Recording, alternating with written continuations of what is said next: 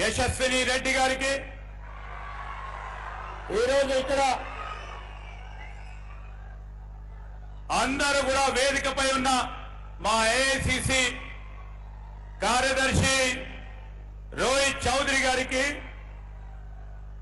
వేం నరేందర్ రెడ్డి గారికి, వేదికపై ఆశీనులైన అనేక మంది అనేక సంవత్సరాలుగా కాంగ్రెస్ పార్టీ జెండాను నమ్ముకొని గత 10 సంవత్సరాల నుంచి మేమున్నామని ధైర్యం చెప్తా ఉన్న వేదికపై ఉన్న కాంగ్రెస్ పార్టీ నాయకులు, అటువైపు ఉన్న కార్యకర్తలందరికీ, పాత్రికేయ మిత్రులందరికీ హృదయపూర్వక నమస్కారాలు.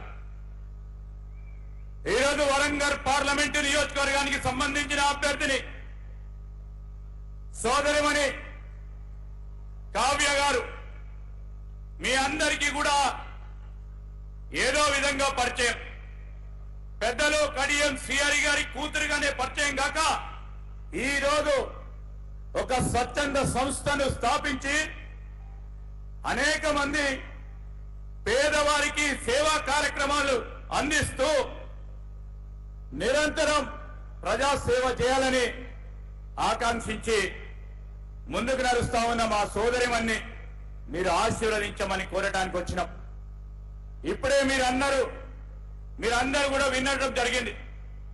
వారి ప్రణాళిక ఏంది? రేపు పార్లమెంటుగా రేపు వారు పార్లమెంట్ లో అడుగుపెట్టిన తర్వాత వారు ఏ విధమైన సమస్యలను ప్రతి నియోజకవర్గంలో ఉన్న ప్రతి సమస్యను కూడా అర్థం చేసుకొని నేను ఈ విధంగా ముందుకు పోతానని ప్రజల ముందట ఉంచడం జరిగింది.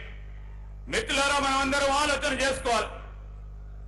ఆలోచన పరులని విద్యావంతురాలు ఒక ప్రణాళిక సిద్ధం చేసుకొని ప్రజా సేవ చేయడానికి ముందుకు నడుస్తా ఉన్నా కావ్య గారిని ఆశీర్వాదం ఇద్దామా, లేకుంటే రాజకీయ నాటకములో మేమున్నామని ప్రచారాలు చేసుకుంటూ ముందుకు నడిచే బీజేపీ టీఆర్ఎస్ అభ్యర్థులకు మనం ఆశీర్వాదం ఇద్దామా? ఒకసారి ఆలోచన చేయమని కోరడానికి వచ్చినాం.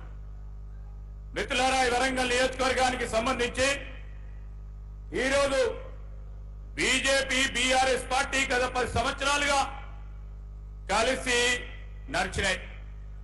మీరు ఓటు అడిగే ముందు బీఆర్ఎస్ బీజేపీ పార్టీని అడుగుతా ఉన్నాం.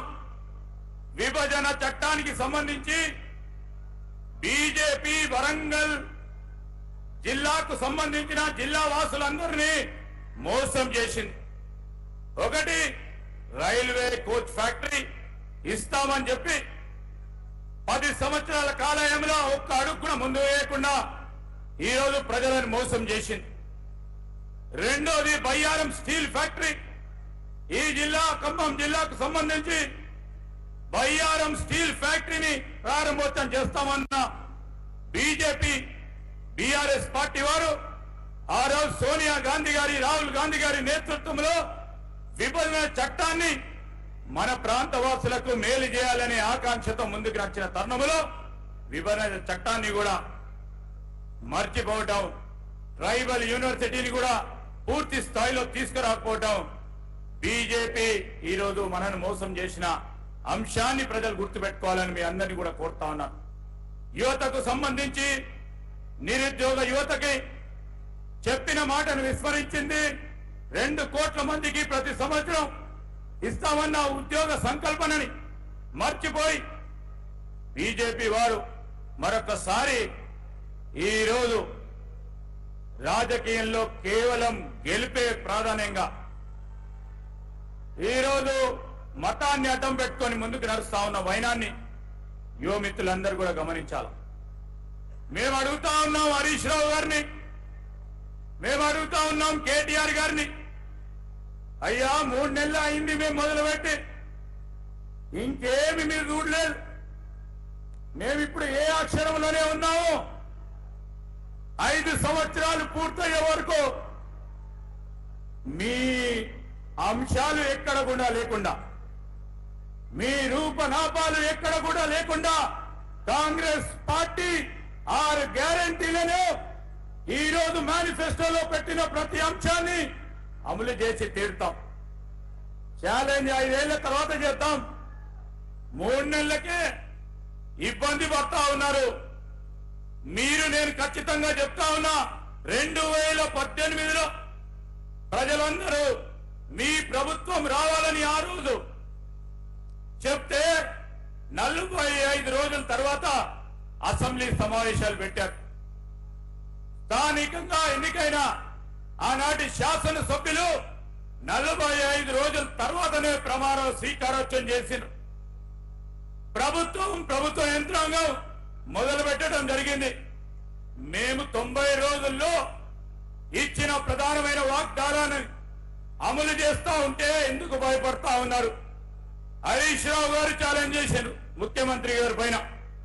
మేము చెప్తా ఉన్నాం, హరీష్ రావు గారికి చెప్తా ఉన్నాం, 5 సంవత్సరాల తర్వాత మీరు మీ పార్టీలో ఉంటే మీరు రండి, మేము ఈ 5 సంవత్సరాల కాలంలో 6 గ్యారంటీలని మేనిఫెస్టోలో పెట్టిన ప్రధానమైన అంశాలని చేయకుండా ఉంటే మేము ఎవ్వరం కూడా నిలబడమని చెప్తా ఉన్నాం. ఇది మా ఛాలెంజ్ అని కూడా మీ అందరికి మనవి చేస్తా ఉన్నాం.